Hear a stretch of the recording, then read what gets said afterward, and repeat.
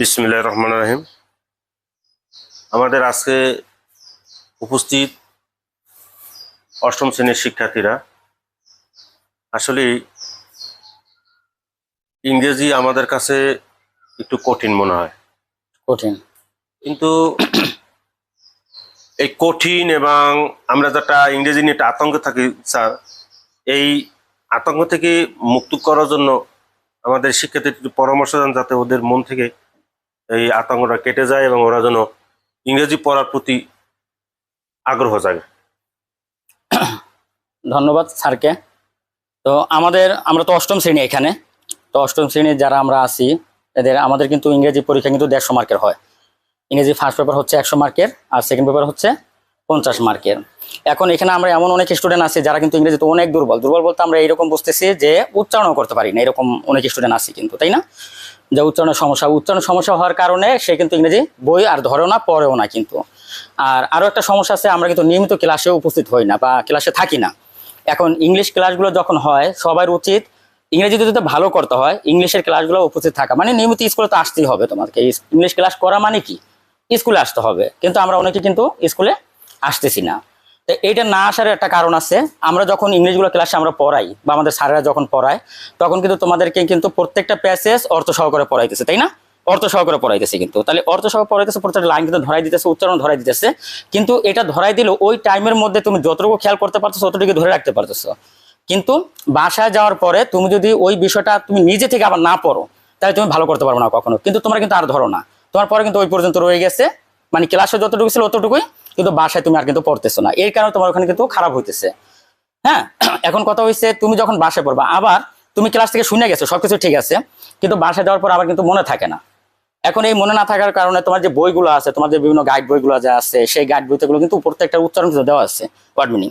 আমরা যখন first paper পড়াই, ওই ফার্স্ট পেপারের মধ্যে যে প্যাসেজগুলো আমরা পড়াইতেছি, এখানে কিন্তু তোমাদেরকে ওয়ার্ড মিনিংগুলো দেওয়া হয়, শব্দের অর্থগুলো দেওয়া হয় না?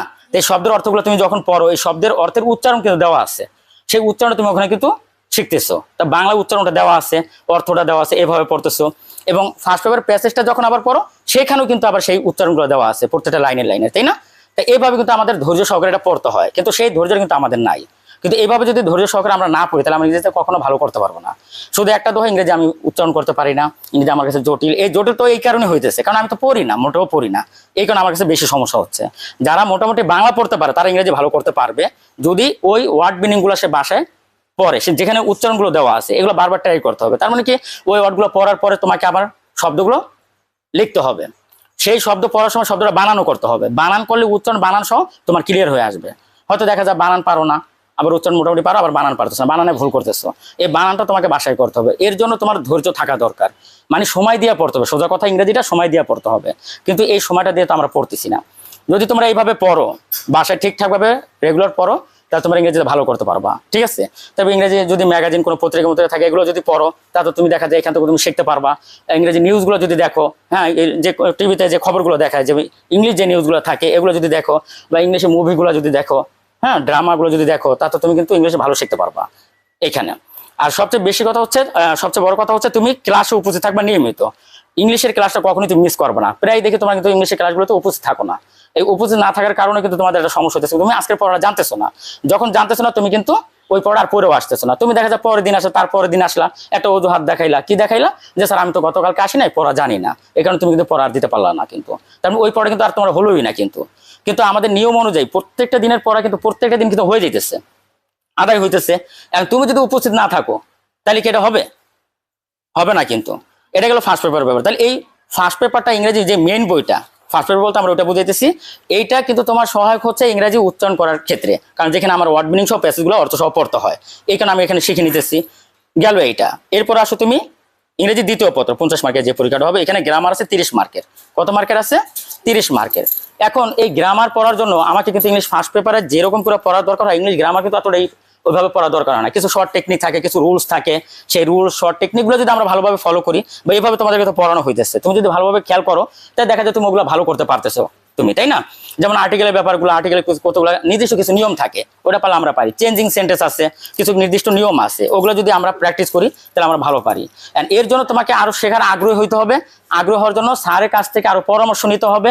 ক্লাসে যখন তোমরা উপস্থিত থাকো, ক্লাসে স্যারে কি পড়াইতে সেটা তুমি বুঝতে পারছো কিনা, যদি না বুঝতে পারো সেটা স্যারকে প্রশ্ন করা, জিজ্ঞাসা করতে হবে। কিন্তু আমাদের কিন্তু এই সিস্টেমটা নাই, বা আমরা, তোমরা কি মানে হয়তো লজ্জায় হোক বা যেভাবে হোক তোমরা দ্বিতীয়বার কিন্তু প্রশ্ন করো না। একটা জিনিস তুমি বুঝতে পারো নাই কিন্তু তুমি প্রশ্ন করতেছো না, কিন্তু এই প্রশ্ন করাটাও শিখতে হবে।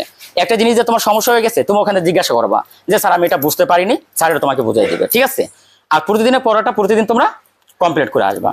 যদি এইভাবে এই নিয়ম কানুনগুলো তোমরা মেনে চলো, আশা করি তোমরা ইংরেজিটা ভালো করবা।